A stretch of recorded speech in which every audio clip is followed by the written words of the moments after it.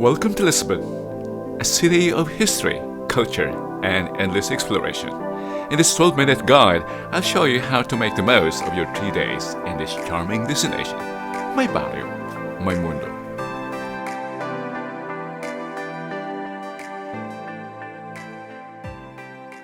Check out the Viewpoints. No visit to Lisbon would be complete without making the trek to one of the numerous cinematic viewpoints, or miradouros, scattered all over Lisbon that stem from the city being built over 7 hills. The views from the top are great and offer astonishing angles over the red rooftops and the pastel-colored houses.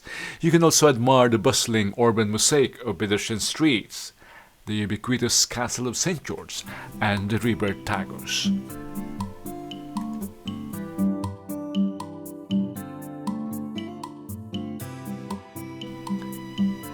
The Carmo Convent, or Igreja do Carmo, is a semi-ruined medieval convent that now functions as an archaeological museum. This was one of my favorite things to see in Lisbon. The convent was once considered the largest church in Lisbon until it was flattened by the earthquake of 1755. Reconstruction began a year later, but stopped in 1834 after the religious orders in Portugal were abolished. For some reasons, the district retained its archaeological value instead of restoring it. But there are restoration works going on. I don't know. I think it's just the retouching or preservation of the remaining structure. One of the attractions within walking distance from the center of the site.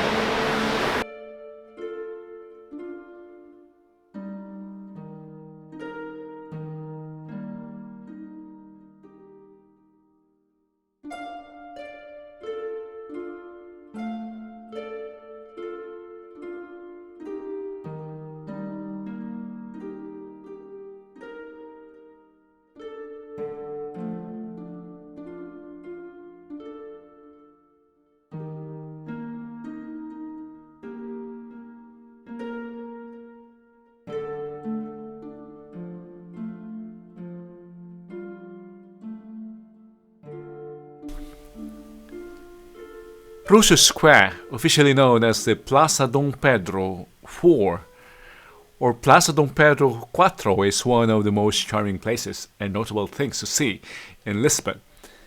The square used to be the focus of major city events for 500 years until the 18th century. This was where citizens gathered to enjoy carnivals and bullfights or to witness public executions. It still exudes the old grandeur of Lisbon and is a popular meeting point among the locals.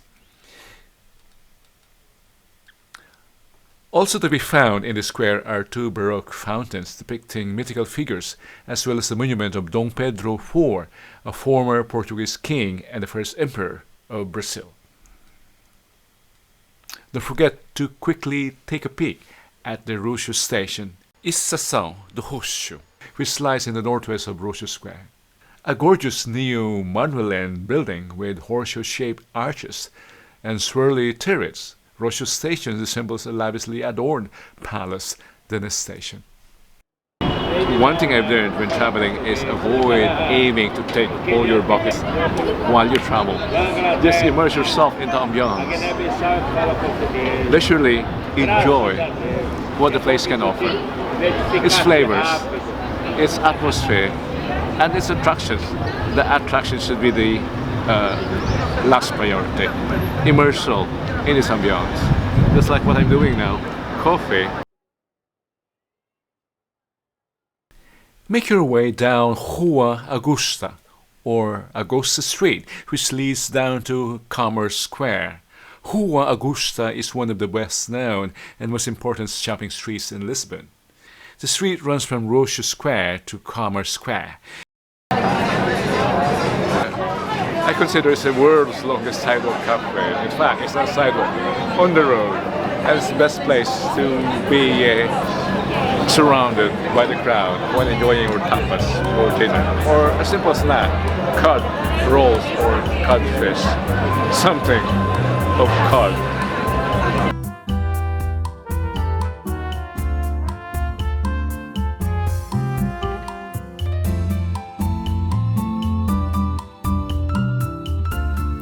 And now we are at the Carmo Square, or Praça do Comércio. It is the largest and most famous square in Lisbon. It was rebuilt in the 18th century after the cataclysmic 75 Lisbon earthquake and was previously called the Palace Square since it housed the royal palace. There are plenty of great photo opportunities in this scenic square, such as the monumental Triumphal Arch and a towering statue of King Jose, or King Jose I, on the horseback in the center. Carmo Square leads elegantly down to the banks of the Rio Tichu, a great place for strolling, reading, or sipping coffee. The Lisbon Cathedral is a must-see attraction when sightseeing in Lisbon. The cathedral is the oldest religious edifice in the city and holds great architectural significance. It was founded in 1150 to commemorate the defeat of the Moors 3 years earlier and stands on the site once occupied by the city's main mosque. Over the course of its history, it has been altered a few times, so it reflects a mishmash of architectural styles, including Gothic, Neoclassical, Romanesque, and Rococo. The church's facade resembles a medieval fortress, as it is dominated by two large crenellated towers and intricately carved massive rose window.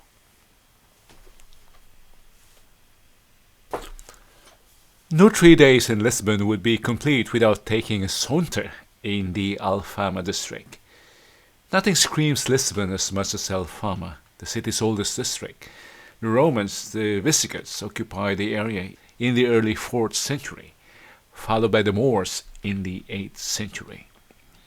Due to its position on sturdy bedrock, this district is the only area that escaped the wrath of the 1755 earthquake, which annihilated Lisbon.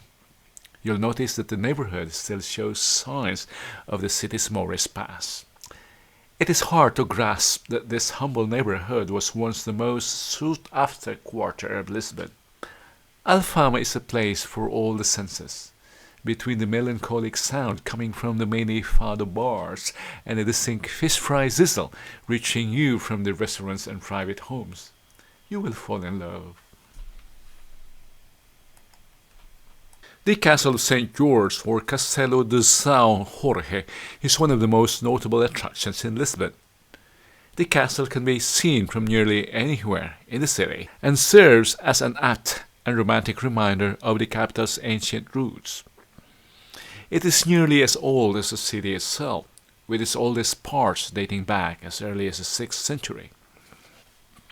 It served the Romans, Visigoths, and the Moors as a base for further conquests.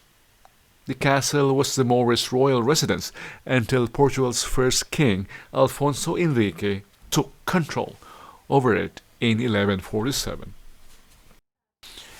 Originating in the early 1800s, fado is melancholic by nature and includes instruments like guitars and mandolins, with one fadista crooning poetic lyrics related to the sinister side of romance, death, and sorrow. Similar to the blues, flamenco, and tango, it was music that grew out of hardship and poverty, but became the defining soundtrack to a nation. Fado music owes much to the concept known as saudade, or saudade, meaning a longing both for what has been lost and for what has never been attained. There are in excess of 40 fado houses spread throughout Lisbon's cobblestone streets in the city's Alfama and Barrio Alto neighborhoods. Many fado shows take place in restaurants, so you can enjoy a meal while enjoying this touching music. You will pay slightly more than a normal restaurant, but it's all about the fado. The Hieronymus Monastery, or Mosteiro dos Hieronymus, is undoubtedly one of the best things to see in Lisbon. It is not only the most glorious monument in Lisbon, but it's also a national icon. This UNESCO World Heritage Site, built in 1502, was constructed in the Manueline style of architecture and blends ostentatious Gothic and Moorish influences, with elements of nascent Renaissance. Built to honor Vasco da Gama's epic journey to India, Hieronymus is as much a symbol of the wealth of the age of discovery as it is a house of worship. During this time, it was a symbol of wealth and power, and it is sure to leave you impressed even today.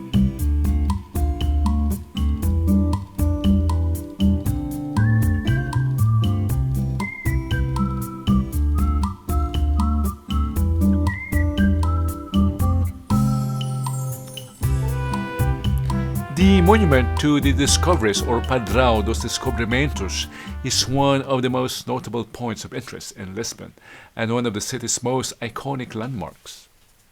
The 52-meter tall monument is dedicated to some of Portugal's most famous explorers who truly shaped the country's history by playing a vital part in the development of the Portuguese Age of Discovery.